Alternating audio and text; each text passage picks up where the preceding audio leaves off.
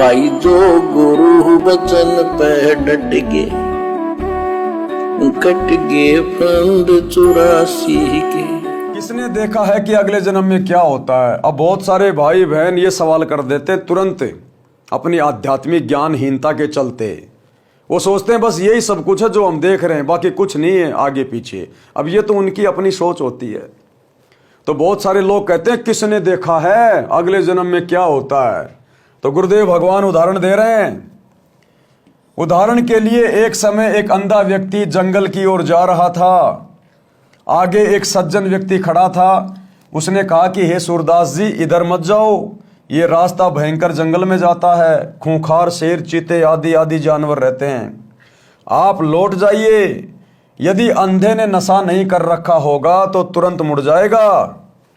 यदि नशे में है तो कहेगा कि किसने देखा है कि जंगल में भयंकर शेर, चीते, सर्प आदि जानवर रहते हैं, और यह कहकर अपने पथ पर बढ़ जाता है। विचार करें, अंधे को दिखाई नहीं देता और आंखों वाले की बात पर विश्वास नहीं करता, तो उसको कौन से तरीके से समझाया जाए?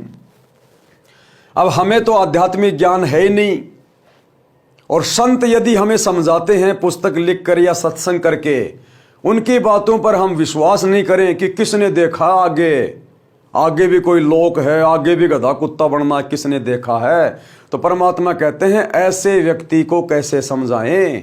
उसका तो दुर्भाग्य है, उसने तो आगे चलकर वो कष्ट फिर भोगने ही भोगने हैं। यदि नहीं मानता है तो उसकी वही दशा होगी जो आंखों वाला बता रहा था, शेर मार डालेंगे। इसी प्रकार संतजन आंखों वाले होते हैं। जो संत होते हैं वो आंखों वाले होते हैं। वो हमारे भविष्य के विषय में जानते हैं, बुराई करने से क्या मिलेगा, अच्छाई करने से क्या मिलेगा, परमात्मा का विधान क्या है। संत हमें समझाते हैं क्योंकि वो जानते हैं, वो आंखों वाले हैं। इसी प्रकार संतजन आंखों यानी ज्ञान नेत्र वाले हैं। उन्होंने हमें बताया है जो ऊपर वर्णन किया गया है। हम ज्ञान नेत्रहीन अंधे हैं। यदि हम संतों की शिक्षा पर विश्वास करके रास्ता नहीं बदलेंगे तो वही होगा जो ऊपर बताया गया है। क्या? नर से फिर तू पसवा कीजे, गद्दा बैल बनाई, 56 भोग कहाँ मन भोरे, कित कुरडी चरने जाई। फिर अगले जन्म में 84 लाख योनियों में ये काल तुझे असहनीय कष्ट भोगने के लिए विवश कर देगा। फिर तू ऐसी स्थिति में आ जाएगा, अगर कोई तुझे समझाएगा तो तू समझ भी नहीं पाएगा। क्योंकि किसी भी पशु या पक्षी को आप समझाओ कि ये भक्ति कर ले, ये भगवान है, ये मंत्र जाप कर ले, उसको कुछ समझ में नहीं आएगा। आज हमें ऐसा सुंदर शरीर प्राप्त है, स्त्री या पुरुष का, ये केवल परमात्मा के गुणगान के लिए, उनकी भक्ति के लिए, मोक्ष प्राप्ति के लिए मिलता है।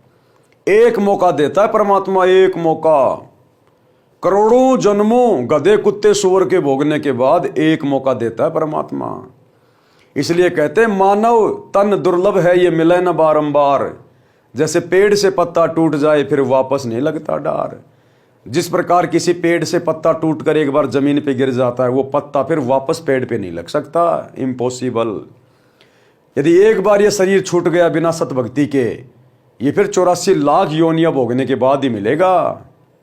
इतना आसान नहीं है कि अगला जन्म भी मनुष्यों का हो जाएगा, बार बार मनुष्य ही बनेंगे। ये तो आप और हमारी मनमानी सोच है कि इंसान तो इंसान बनता है, जानवर तो जानवर ही बनता है। शास्त्र क्या कहते हैं, संत क्या कहते हैं, वो परम सत्य है। आज आपका सौभाग्य कि आप लोगों को समझाया जा रहा है, बताया जा रहा है। अन्यथा ये प्रवचन, ये सत्य ज्ञान की बातें, सतयुग में वो बड़े बड़े ऋषि जिनको आज हम बड़े बड़े महापुरुष मानते हैं, जो लाखों लाखों साल तक तपस्या करते थे, हजारों हजारों साल जो साधना करते थे, उनको भी ये सत्य वचन सुनने को नहीं मिले। जो सत्य वचन, सत्य भाषण आज आपको सतगुरु रामपाल जी के मुख कमल से सुनने को मिल रहे हैं, उनके द्वारा लिखी पुस्तकें आपको पढ़ने को मिल रही हैं।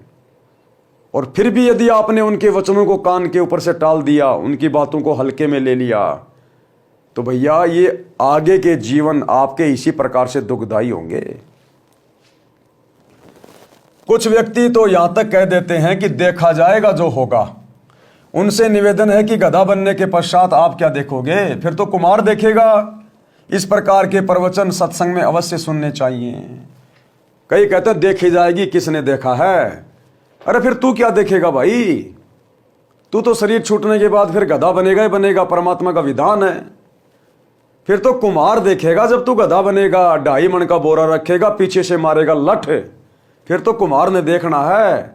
अगर आपने देखना है तो आज देखो, समय है। भाई जो गुरु बचन पे डट गे, कट गे फंद 84 के, कट गे फंद 84 के, कट गे फंद 84 के।